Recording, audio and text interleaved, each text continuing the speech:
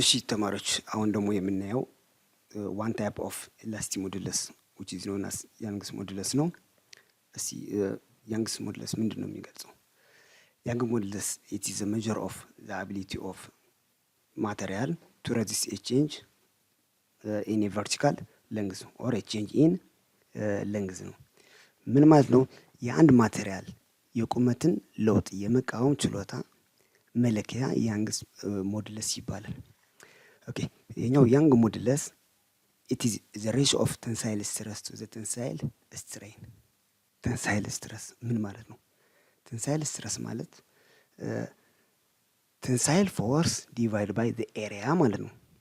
tensile forces ምን ማለት ነው? tensile force ማለት a force which is perpendicular to a given area ማለት ነው። ይሄኛው ፎርስ ፐርፔንዲኩላር የሆነው ፎርስ ምን ሊሆን ይችላል?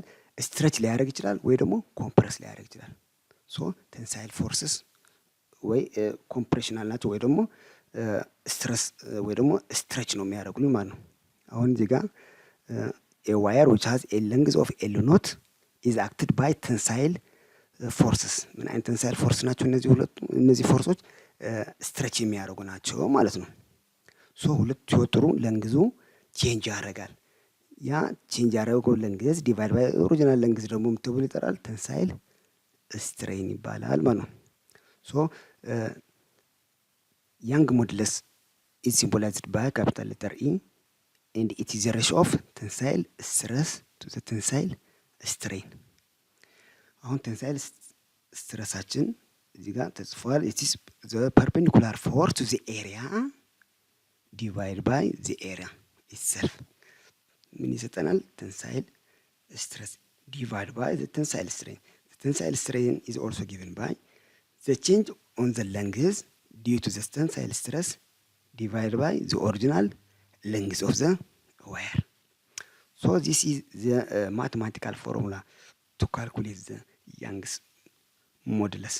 እስቲ እዚህ ላይ አንድ ጥያቄ እንስራ። ምን ይላል?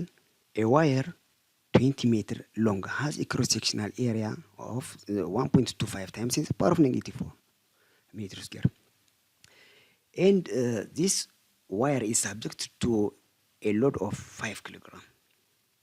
If Young's modulus of the material is 4 times 10 to the power of +10 Pascal, we are asked to calculate the elongation produced in the wire.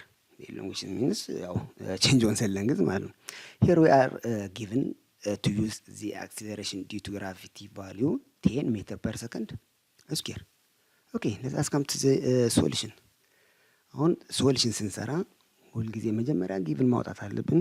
ከዛ ቀጥለን the required value then ወደ ሶሉሽኑ እንሄዳለን ማለት ነው።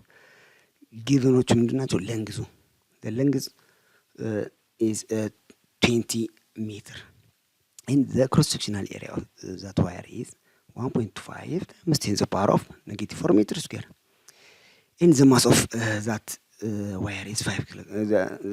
The mass of the object which is suspended from the end of that wire is 5 kilogram። አሁን ማሱ ተሰጠን ማለት በተዘዋዋሪ weight ተሰጠን ማለት ነው። because weight is mass times acceleration due to gravity። the acceleration due to gravity is 10, the mass is already given 5, so the weight or the load which is suspended from the end of the wire is 50 ኒውተን ማለት ነው። ይሄኛው weight ፎርሳችን ነው ማለት ነው። ዋየሩን change on length እንዲያመጣ ያደረገው ማለት ነው። and the Young modulus of that wire is already given 4 times 10 to the power of 10 Pascal። okay, the required quantity is the change on the length, that is the elongation ነው ማለት ነው። okay, let us come to the final solution.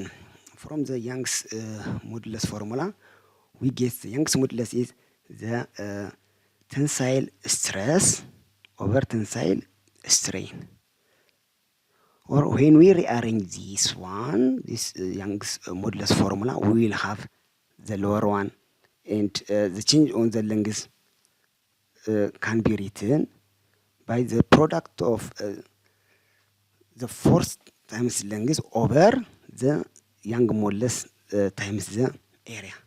putting the values already ሁሉም ቫልዩዎች ተሰጥቶናል። ያው ዘ ፎርስ has 50 Newton and the Young's modulus has a value of 4 times 10 to the power of 10 Pascal, and the original length has 20 meter, and the area is 1.25 times 10 to the power of -4. So cancelling out the units, we remain with the final SI unit of length, which is meter. ሁሉም ፊዚካል ኳንቲቲዎች በኤስአይ ዩኒታቸው ስለተጻፉ ካንሰል አውት ስናደርጋቸው ሜትር ብቻ ይዘን እንቀራለን which is the SI unit of length ማለት ነው። So the change on the length will have a value of 2 times 10 to the power of -4 ሜትር። አመሰግናለሁ። በቀጣይ ፕሮግራም እስክንገናኝ ቴንኪው።